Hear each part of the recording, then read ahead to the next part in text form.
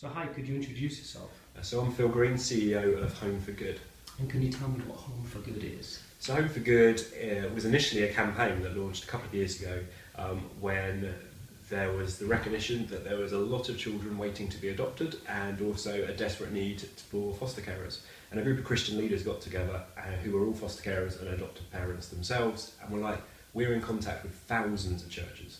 And they kind of did the maths, and if one family from each church that they were connected with that chose to foster or adopt, we'd wipe out the waiting list and we would solve the care crisis in the UK. But recognised at the same time that fostering or adoption is not for every family, but within the church you have this supportive community.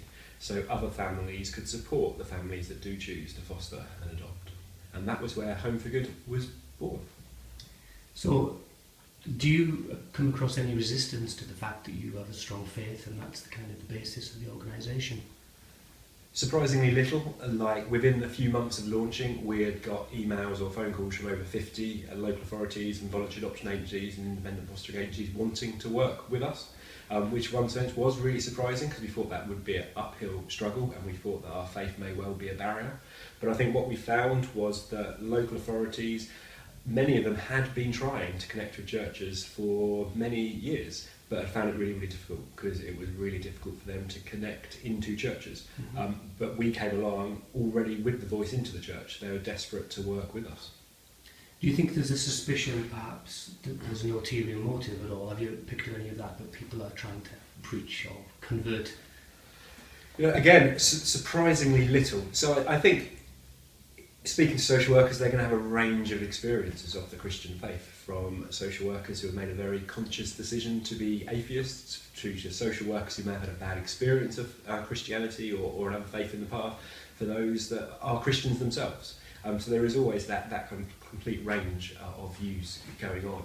But by and large, we've found we're being really, really welcomed and had some really, really honest kind of conversations with social workers about what our motivations truly are, and that it's got to be child-centred. Have you found any, looking the other way, any suspicion by people in churches, people of faith, Christians, about the sort of getting into a partnership with local authorities and them being seen as secular? Yeah, so we, as Home for Good, we're coming on the back of a whole range of Christian projects which are all about engaging with local authorities at lots of different levels. So take street pastors, for example, very good relationships with local authorities and police, well respected across the country.